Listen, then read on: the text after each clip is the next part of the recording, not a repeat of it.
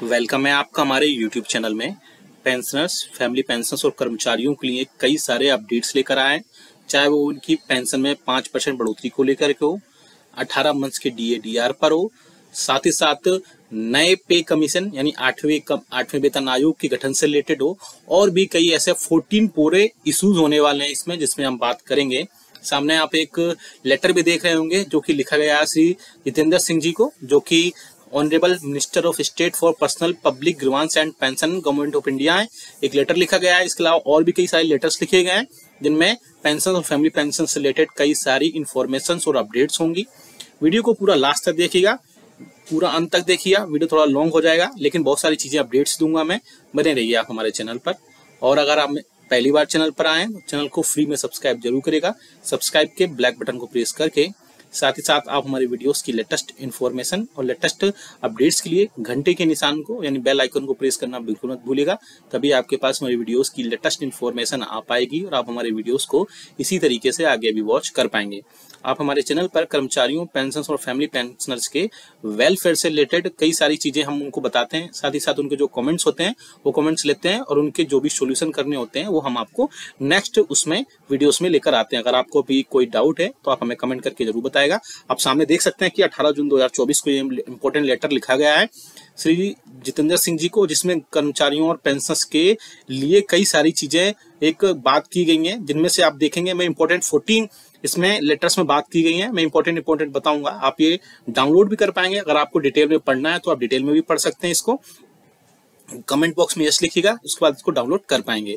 आप सभी को पता है कि 65 लाख पेंशनर्स और बाकी जो कर्मचारी हैं उनके लिए बहुत सारी चीजें टाइम टू टाइम होती रही हैं, लेकिन उसके बाद भी पेंशनर्स और कर्मचारियों की जो डिमांड्स रही हैं वो हमेशा कर्मचारियों और पेंशनर्स के लिए वेलफेयर से रिलेटेड रही हैं। ऐसे में तो central government employees and pensioners की जो यूनियंस और फेडरेशन हैं उसके रिगार्डिंग कई सारी चीजें इसमें रही हैं, जिनमें हम बात करते हैं सबसे पहले पॉइंट की, जिसमें आप पॉइंट नंबर 2 देख पा रहे हैं कि 12 लाख से ज्यादा सिविलियन जो वैकेंट पोस्ट हैं सेंट्रल गवर्नमेंट डिपार्टमेंट्स में, चाहे वो रेलवे हो, चाहे वो डिफेंस हो, चाहे वो पोस्टल हो, इनकम टैक्स हो, सीएजी हो, इसमें बहुत ज्यादा एक्यूट शॉर्टेज चल रही है मैन पावर की। उसके बाद पेंशनर्स और कर्मचारियों की यूनियन सरकार से बोल रहे हैं कि आउटसोर्स करने की जगह पर permanent perennial job, continue job दी जाए, जिसके चलते वहां पर बहुत सारी चीजें वैकेंसी फिल हो पाए और बहुत सारी चीजें लोगों को वहां पर जागरूक लोगों को जॉब्स मिल पाए।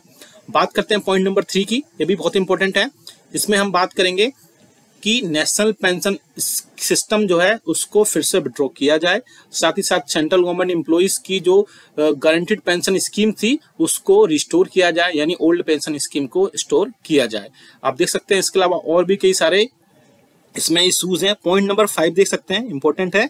इसमें पॉइंट नंबर 5 में देख सकते हैं 8वें वेतन आयोग को नेक्स्ट वेज रिवीजन के लिए या नेक्स्ट पे कमीशन के लिए 1 जनवरी 2026 से इसको रिवाइज किया जाए। ये कर्मचारियों और पेंशनर्स की बहुत बड़ी डिमांड है कि 8वें वेतन आयोग को गठन जल्द से जल्द किया जाए। हालांकि इसमें पहले भी कुछ अपडेट्स आए थे कि सरकार जल्द से जल्द इस पर लेकर के कोई ना कोई एक कमेटी बना सकती है और उसके बाद 8वें वेतन आयोग का गठन उसमें हो सकता है।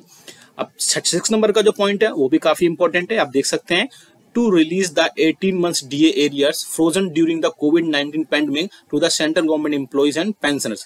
आप सभी को पता है कि 18 मंथ्स के DA और DR का एरियर्स उस टाइम नहीं दिया गया था, लेकिन बहुत सारे पेंशनर्स ये बोलते हैं कि आप 18 मंथ्स के DA और DR के एरियर्स के बारे में क्यों बात करते हैं जबकि गवर्नमेंट उसको देने के लिए मना कर चुकी है। तो आपको बता दूं 18 मंथ्स के DA और DR आपका उसमें हक है और आपको मिलना ही चाहिए। तो बहुत सारे पेंशनर्स भी चाहते हैं कि उनको मिले, इसलिए बाकी यूनियंस और फेडरेशंस भी हैं वो भी लगातार इसके रिगार्डिंग सरकार से बात करती रहती हैं, डिमांड्स और रिक्वेस्ट करती रहती हैं सरकार से। आगे आने वाले समय में इसमें बहुत सारी चीजों में क्लियरिटी होगी कि क्या क्या चीजें हो सकती हैं। पॉइंट नंबर 8 देख सकते हैं, वो भी काफी इंपॉर्टेंट है। To grant 100% compassionate appointment to the wards dependent of the deceased employ by removing the 5% ceiling limit. आप सभी को पता है कि कंपनसेट जो अपॉइंटमेंट है वो 5% की सीमित लिमिट है, लेकिन यूनियंस और फेडरेशन सरकार से बोल रहे हैं कि उनको 100% कंपनसेट अपॉइंटमेंट देना चाहिए जो भी उनके जो भी डिसीज्ड एम्प्लॉइज के डिपेंडेंट्स हैं, और उनको 5% सीलिंग से हटा करके 100% सीलिंग होनी चाहिए। इसके अलावा आप देख सकते हैं पॉइंट नंबर 10 काफी इंपॉर्टेंट है जो आपकी कम्यूटेड पेंशन से रिलेटेड है। Restoration of the commuted portion of the pension to the pensioners after 12 years instead of the present 15 years. आप सभी को पता है कि आपकी जो पेंशन का कम्यूटेशन है वो 15 साल में होता है, लेकिन अब रिस्टोर 12 साल में से पहले उसको रिस्टोर किया जाना चाहिए सरकार की कर्मचारियों और पेंशनर्स की। और यूनियंस कई बार इसके रिगार्डिंग भी पहले भी लेटर लिख चुकी है कि जो कम्यूटेशन पेंशन है उसको 15 साल की जगह कम करके 12 साल या 11 साल या फिर 10 साल तक कर देना चाहिए, क्योंकि 15 साल एक लंबा गैप हो जाता है जिसके चलते पेंशनर्स अपनी कम्यूटेड पेंशन को नहीं ले पाते हैं और उसके बाद में उनको कई सारी चीजें, पैसे होने के बाद भी सारी चीजें नहीं कर पाते हैं। इसलिए उसके बाद में उनको जो कम्यूटेड पेंशन है वो दी जानी चाहिए 12 साल में। सबसे इंपॉर्टेंट एक है कि पार्लियामेंट्री स्टैंडिंग कमेटी ने कई सारे रिकमेंडेशंस दिए थे। उन रिकमेंडेशंस में 5% हर साल 5% के ब्लॉक में पेंशनर्स को रिटायरमेंट के बाद उनको दी जाना चाहिए। साथ ही साथ और भी पार्लियामेंट्री स्टैंडिंग कमिटीज के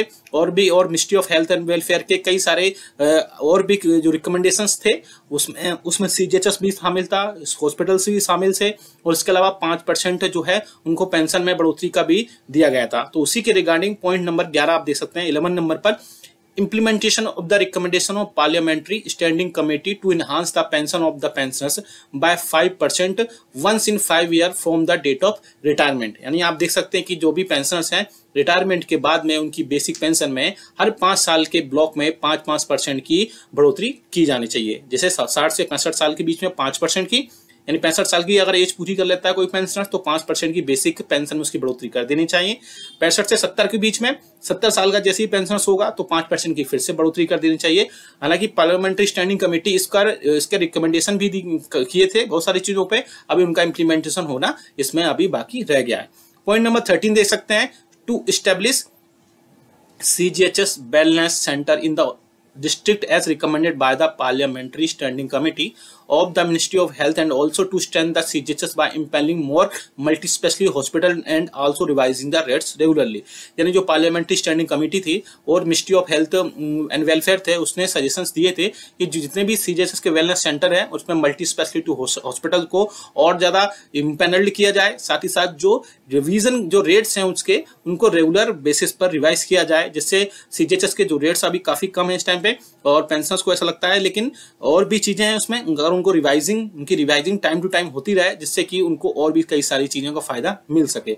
इसके अलावा restoration of the railway employees railway concession given to the senior citizens which was suspended during the कोविड-19 पैंडेमिक।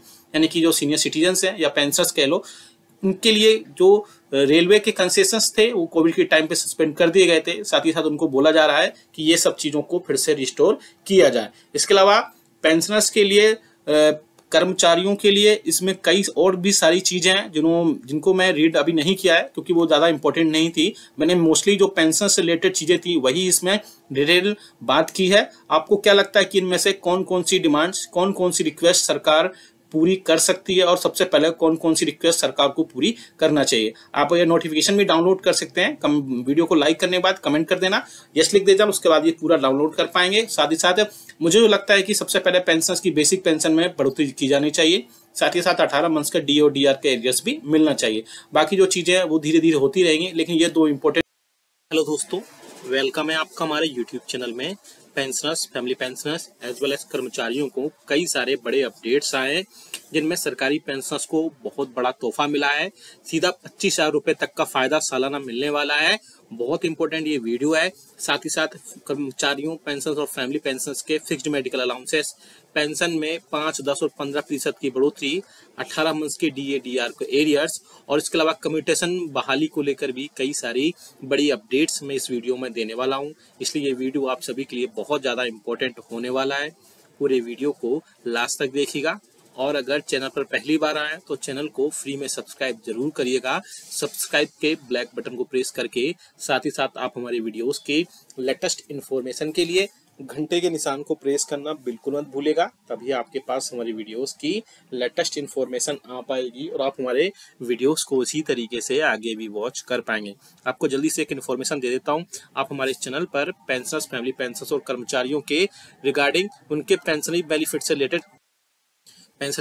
रिलेटेड आपको कई सारे लेटर्स, नोटिफिकेशन, सर्कुलर्स आपको समझाए जाते हैं। आपको उनमें जो भी डाउट्स होते हैं उनको क्लियर किया जाता है। अगर आपको भी कोई प्रॉब्लम है आपके पेंशनरी बेनिफिट्स को लेकर के, फैमिली पेंशनरी बेनिफिट्स को लेकर के, इवन कर्मचारियों को भी, तो आप हमें कमेंट बॉक्स में कमेंट्स जरूर करिएगा। आपकी प्रॉब्लम जो है नेक्स्ट वीडियो में ली जाएगी और सारे प्रॉब्लम्स को सोल्यूशन किया जाएगा। चलिए जल्दी से लेकर चलते हैं पहली बड़ी खबर पर। तो आप सभी जैसे सामने भी स्क्रीन पर देख पा रहे हैं कि कर्मचारियों, पेंशन भोगियों के लिए, आम टैक्स पेयर के लिए स्टैंडर्ड डिडक्शन की लिमिट बढ़ा दी गई है। इसका फायदा उन लोगों को मिलेगा जो नए टैक्स रिजीम का विकल्प चुनते हैं। नए टैक्स रिजीम में स्टैंडर्ड डिडक्शन की लिमिट पहले 50,000 रुपए सालाना थी, लेकिन अब जिसे बढ़ाकर 75,000 यानी कि 75,000 रुपीज कर दिया गया है। बेसिकली इसमें पेंशन को क्या फायदा मिला वो भी देखेंगे। सरकारी पेंशनर्स को बड़ा तोहफा। जी हाँ दोस्तों, बजट 2024 में एक और बड़ा ऐलान किया गया है जिसके बारे में हम आपको बताते हैं। दरअसल ये ऐलान सरकारी पेंशनर्स के लिए ही स्पेशली किया गया है। वित्त मंत्री ने बजट पेश करते हुए फैमिली पेंशन पर टैक्स छूट की लिमिट को बढ़ा दिया है। जी हाँ दोस्तों, फैमिली पेंशन पर अब छूट 15,000 रुपए यानी जो डिस्काउंट है 15,000 रुपए सालाना से बढ़ा करके 25,000 रुपए कर दिया गया है। इसका मतलब है कि फैमिली पेंशन का लाभ लेने वाले पेंशनर्स सालाना अब 25,000 यानी कि 25,000 रुपए तक के टैक्स लाभ का उठा सकते हैं। पहले 15,000 रुपए सालाना तक की टैक्स छूट मिलती थी, लेकिन अब इसको बढ़ा दिया गया है और इसका फायदा जो आप सभी को मिलेगा वो साल 2024-25 के वित्तीय वर्ष ये दिया जाएगा और यह लाभ पेंशनर्स को काफी बड़ी राहत मिलेगी। आप सभी को पता है कि जो टैक्स रिजीम से अब आई हैं उनमें कई सारी चीजों में अब अपडेशन किया गया है और आपकी जो फैमिली पेंशन पर डिस्काउंट मिलता था 15,000 रुपए 15,000, उसको बढ़ा करके अब पेंशनर्स को उसकी लिमिट 25,000 रुपए कर दी गई है और उसको अब सीधा सीधा अब उसमें उसको ऐड कर दिया जाएगा और ये आपको फाइनेंशियल ईयर 2024-25 के लिए इसमें सारे फायदे दिए जाएंगे। फैमिली पेंशन के लिए कई सारे रूल भी चेंज हुए थे जिनमें आप देख सकते हैं कि फैमिली पेंशन के लिए कौन कौन हकदार है वो भी थोड़ा सा बात कर लेते हैं। 2004 से पहले जिन कर्मचारियों की भर्ती सीसीएस पेंशन नियम 1972 के अनुसार हुई थी, ऐसे में कर्मचारियों की मृत्यु होने पर उसके परिवार को पेंशन दी जाती है। कर्मचारी या पेंशन भोगी की फैमिली पेंशन को दिया जाता है और उसके बाद अगर बहुत सारी चीजें हैं तो फैमिली पेंशन में ऐड कर दी जाती हैं। इसके अलावा भी कई सारी चीजों पर बात हो सकी। इसके अलावा एक इंपॉर्टेंट मीटिंग हुई है जो विज्ञान भवन नई दिल्ली में मीटिंग हुई है, जिसमें आप देख सकते हैं सामने स्क्रीन पर पेंशन भोगी संगठनों की मांग को लेकर के एक बड़ी बैठक नई दिल्ली विज्ञान भवन में आयोजित की गई थी। इस बैठक में पेंशन भोगी संगठनों के साथ साथ केंद्रीय मंत्री मिस्टर जितेंद्र सिंह और केंद्र सरकार के विभिन्न विभागों के प्रतिनिधि मंडलों ने भाग लिया। और इस मीटिंग में अब क्या क्या हुआ है, कौन कौन से मुद्दों के ऊपर मुहर लगी है और कौन कौन से आपके जो इश्यूज थे, वो मुद्दे थे, वो खारिज किए गए हैं, इसके मिनट्स केंद्र सरकार की तरफ से जारी कर दिए गए हैं और सभी पेंशन भोगी संगठनों को, प्रतिनिधियों को भी भेज दिए गए हैं और सभी पेंशन भोगियों के बारे में, अवगत के बारे में, इन सब चीजों में हम बात करेंगे। पहला है कि पेंशनर्स का जो हेल्थ चेकअप है एनुअली, उस पर भी बात हुई है। 65 साल से 5% अतिरिक्त पेंशन का फायदा, उस पर भी इस मीटिंग में बात हुई। एफएमए बढ़ोतरी को लेकर बात हुई। साथ ही साथ फिक्स्ड मेडिकल के लिए फिक्स्ड मेडिकल अलाउंसेस की मंजूरी को लेकर भी बात हुई। रेलवे किराए में पेंशन धारकों या सीनियर सिटीजन को मिले डिस्काउंट, उसके रिलेटेड भी बात हुई। और 30 जून या 31 दिसंबर को रिटायर हुए कर्मचारियों को एक इंक्रीमेंट का फायदा यानी नौसर इंक्रीमेंट पर क्या क्या चीजें हुई, उस पर भी बात हुई है। साथ ही साथ कम्यूटेशन बहाली लेकर को भी, जो 12 साल में बहाली हो, उससे रिलेटेड भी कई सारी चीजें पर बात हुई है। तो सब पर धीरे धीरे एक एक करके सारी बात करेंगे। अब देख सकते हैं इस बैठक में पेंशन भोगी संगठनों की विभिन्न मांगों के ऊपर चर्चा की गई। साथ ही साथ इसमें कुछ मुद्दों को माना गया और कुछ मुद्दों के ऊपर पुनः विचार करने की सहमति बनाई गई। साथ ही साथ इसके अलावा कुछ जो मुद्दे थे उनको खारिज कर दिया गया। तो चलिए विस्तार में जान लेते हैं कि इन कुछ खास मुद्दों के ऊपर जिन पर सरकार के विभिन्न मंत्रालयों ने क्या क्या निर्णय लिया। पेंशन धारकों का हेल्थ चेकअप था। पेंशन धारकों की अगर हेल्थ चेकअप की बात करें तो उसमें भी कई सारी चीजें थी, जिसमें पेंशनर्स के लिए बहुत सारी चीजें अपडेट्स हुई। इसमें पेंशन भोगी संगठनों ने डिमांड किया था कि पेंशन भोगी के लिए आवधिक हेल्थ चेकअप 6 महीने में या साल भर में एक बार उसको आयोजित किया जाए। इस पर पेंशन भोगी ने समय समय पर हेल्थ चेकअप कराने की बात कही थी और इसके अलावा उसमें भी कई सारी चीजों को ऐड करने को बोला गया था। उसमें इसके अलावा इस पर स्वास्थ्य एवं परिवार कल्याण मंत्रालय ने क्या आंसर दिया वो भी हम देखेंगे। इसमें स्वास्थ्य एवं परिवार कल्याण मंत्रालय के प्रतिनिधियों ने बताया कि पेंशन भोगी की साल में एक बार हेल्थ चेकअप कराने की छूट दी जाती है। हेल्थ चेकअप कराने के लिए इच्छुक पेंशनभोगी सीजीएचएस से इम्पैनल्ड हॉस्पिटल में चेकअप के लिए सीजीएचएस वेलनेस सेंटर्स के सीएमओ से रेफरल ले सकते हैं। सीजीएचएस वेलनेस सेंटर के सीएमओ बिना किसी शिकायत के चेकअप के लिए मंजूरी दे सकते हैं। अगर ऐसे में संबंधित किसी पेंशनभोगी को कोई शिकायत है तो लोकल एडवाइजरी कमेटी के समक्ष अपनी शिकायत भी दर्ज करा सकता है। तो आपके हेल्थ चेकअप का पहले से ही एक बार जो है आप अपने इम्पैनल्ड हॉस्पिटल में जा सकते हैं, साथ ही साथ सीएमओ से भी रेफरल वहां पर ले सकते हैं। तो ये आपकी एक बड़ी खबर थी। अब दूसरी खबर पर लेकर चलते हैं जो आप सामने अपनी स्क्रीन पर देख पा रहे हैं। 65 साल से मिले 5% अतिरिक्त पेंशन का फायदा। जी हाँ दोस्तों, पेंशन भोगी संगठनों ने ये डिमांड किया था कि पेंशन भोगी के पेंशन में अतिरिक्त पेंशन का बढ़ोतरी का फायदा 65 साल से दिया जाना चाहिए, जो कि अब 80 साल है। 65 साल पर 5%, 70 साल पर 10%, 75 साल पर 15% और 80 साल पर 20% की एडिशनल पेंशन का फायदा दिया जाए। अब हर साल पर 5% की बढ़ोतरी की जानी चाहिए। इस पर डिपार्टमेंट ऑफ पेंशन वेलफेयर के जॉइंट सेक्रेटरी ने बताया कि इस मुद्दे के ऊपर डिपार्टमेंट ऑफ इकोनॉमिक अफेयर का सुझाव मांगा गया था और इस पर उन्होंने कहा कि अगर यह प्रपोजल स्वीकार किया जाता है तो इस पर सरकार की फाइनेंशियल कंडीशन हालांकि बिगड़ सकती है। साथ ही राज्य सरकारों के पेंशन भोगी भी इस तरह की डिमांड आगे रख सकते हैं, जिसकी वजह से बहुत सारी फाइनेंशियल हिंड्रेंस आ सकती है। इसलिए इसको स्वीकार अभी नहीं किया जा रहा है। जॉइंट सेक्रेटरी के इस जो है निर्णय से पेंशन भोगी संगठनों के ऊपर फिर से विचार करने का अनुरोध किया गया है। हालांकि यह मामला फिर से अभी अंडर कंसिडरेशन है, यानी कि मामला जो है अभी विचाराधीन किया गया है। एफएम में बढ़ोतरी। जो नॉन सीजीएचएस एरियाज में रहने वाले पेंशन धारकों को फिक्स्ड मेडिकल अलाउंसेस में बढ़ोतरी का मुद्दा भी इस बैठक में उठाया गया। फिक्स्ड मेडिकल अलाउंसेस अभी 1000 रुपए जिससे बढ़ोतरी किए जाने की मांग की गई थी और पेंशनर संगठनों का कहना था कि मात्र 1000 रुपए में जो ओपीडी मेडिसिन है या दवाओं की जरूरतें पूरी नहीं होती हैं, इसलिए इसको तत्काल प्रभाव से 1000 रुपए से बढ़ा करके 3000 रुपए किया जाना चाहिए। इस पर स्वास्थ्य एवं परिवार कल्याण मंत्री के जॉइंट सेक्रेटरी ने कहा कि इस मुद्दे का परीक्षण budget division of department of economic affair and department of expenditure के साथ किया गया और यहाँ पर उन्होंने कहा कि 7 सीपीसी के जो सिफारिश है यानी रिकमेंडेशन है उसके अनुसार 1 जुलाई 2017 से फिक्स्ड मेडिकल अलाउंसेस है उसको 1000 रुपए रिवाइज किया गया था।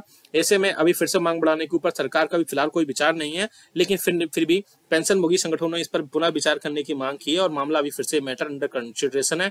लेकिन जल्द से जल्द इस पर कोई ना कोई अभी सारी चीजें अपडेट होंगी और पेंशनर्स के लिए फिक्स्ड मेडिकल अलाउंसेस पर एक बढ़ोतरी देखने को मिल सकती है।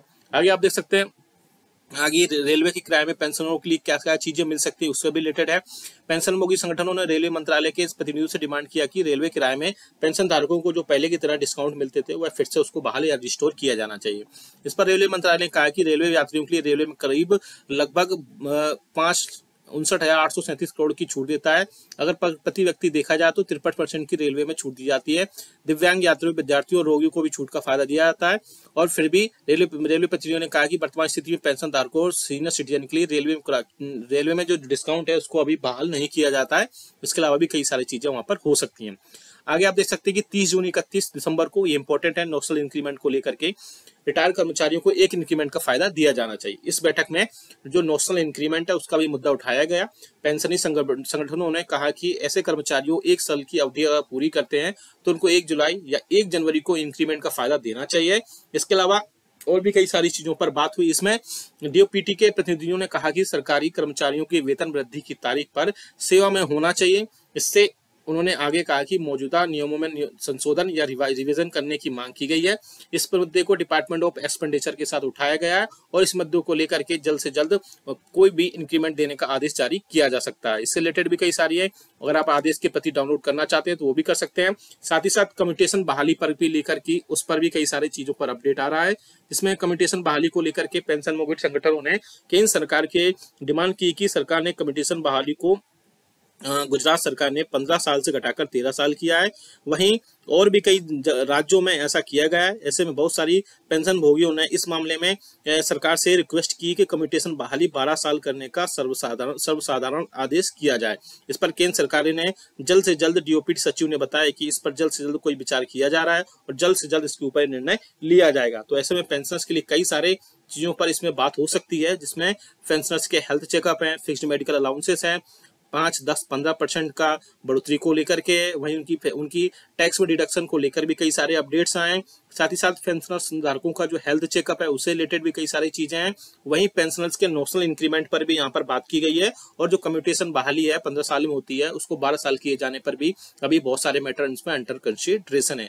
जल्द से जल्द इन सभी चीजों पर निर्णय ले लिया जाएगा, और हम जैसे इस पर कोई डिसीजन आ जाएगा तो हम आपको जरूर बता देंगे। आप इसका जो ऑफिशियल मिनट्स है उसकी डाउनलोड कॉपी करना चाहते हैं तो हमारे वीडियो को लाइक करके, वीडियो को शेयर करके कमेंट बॉक्स में यस लिख दीजिएगा। वहां से आप सीधा ये डाउनलोड कर पाएंगे और आप डिटेल में इन सारी चीजों को, जो भी मिनट्स हैं, उसको पढ़ पाएंगे। ये वीडियो अच्छा लगा तो लाइक करिएगा, शेयर सभी के साथ करिएगा। ऐसी न्यूज इन्फॉर्मेशन अपडेट्स के लिए आप हमारे चैनल को भी सब्सक्राइब